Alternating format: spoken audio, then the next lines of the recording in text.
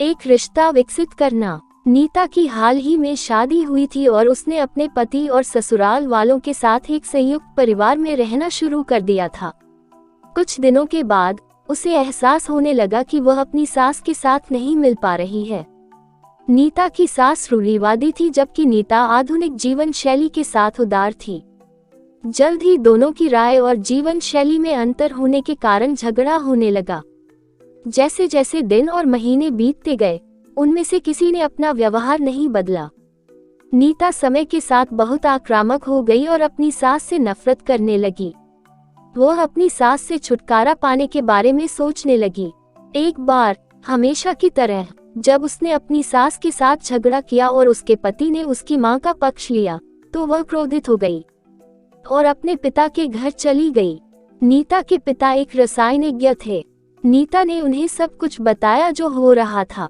फिर उसने अपने पिता से गुहार लगाई कि उसे उसकी सास के लिए कुछ जहरीला दिया जाए, जिससे वह उससे छुटकारा पा सके, वरना वह अपने पति के घर वापस नहीं जाएगी। नीता के पिता को उसकी स्थिति पर दया आई, लेकिन उसने कहा, यदि तुम अपनी सास को जहर देती हो तो तुम और मैं दोनों जेल में समाप्त हो जाएंगे। ये सही काम नहीं है। लेकिन नीता सुनने और समझने के मूड में नहीं थी। अंत में उसके पिता ने उससे कहा, ठीक है, जैसा तुम चाहो, लेकिन मैं तुम्हें जेल में नहीं देखना चाहता, इसलिए जैसा मैं तुम्हें बताता हूँ वैसा करना होगा।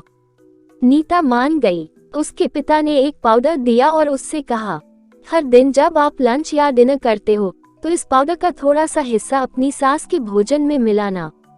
जितनी इसकी मात्रा कम होगी वो उतनी देरी से मरेगी, लेकिन धीरे धीरे कुछ महीनों में लोग सोचेंगे कि वह स्वाभाविक रूप से मर गई है। उसके पिता ने उससे ये भी कहा कि किसी को भी तुम पर संदेह नहीं होना चाहिए, इसलिए आज से तुम अपनी सास से बिल्कुल भी नहीं लड़ोगी, बल्कि तुम उसकी ओर बहुत ध्यान रखोगी, भले ही वह कुछ भी कहे जो तुम नहीं करती हो। जैसे तुम असभ्य नहीं होना, केवल विनम्र रहना। नीता ये सोचकर सहमत हो गई कि वह कुछ महीनों में अपनी सास के झगड़े से मुक्त हो जाएगी और अपने ससुराल वापस आ गई। अपने पिता द्वारा सलाह के अनुसार उसने अपनी सास के भोजन में पाउडर को मिलाना शुरू कर दिया और जब भी उसकी देखभाल की तो उसने बहुत ही देखभाल और विनम्रता का व्यवहार किया। जैसे जैसे समय बीतने लगा, नीता की सास का स्वभाव भी बदलने लगा। क्योंकि नीता उसका बहुत ध्यान रख रही थी, नीता भी उनके प्रति प्यार करने लगी थी। 5 महीने बीत गए और नीता पाउडर मिलाती रही, लेकिन घर का माहौल बदल गया था। कोई झगड़ा नहीं था। दोनों पड़ोसियों से बात करते समय एक दूसरे की प्रशंसा कर रही थी। एक माँ और बेटी की तरह वे एक दूसरे से बहुत जुड़ गईं। अब नीता पाउडर के कारण चिंतित होने लगी कि जल्द ही उसकी सास की मृत्यु हो सकती है। वह अपने पिता के घर गई और उनसे कहा, पिताजी, कृपया मुझे उस जहरीले पाउडर के प्रभाव को ठीक करने के लिए एंटीडोज दें। मैं अपनी सास को खोना नहीं चाहती, वह मेरी माँ की तरह है और मैं उससे बहुत प्यार करती हूँ। उसके पिता ने मुस्कुराते हुए कहा, कौन सा जहर? मैंने तो केवल एक स्वीटनर दिया था, वह कोई जहर नहीं था। ये सुनकर नीता बहुत खुश हुई और उसकी जान में जान आई। शिक्षा।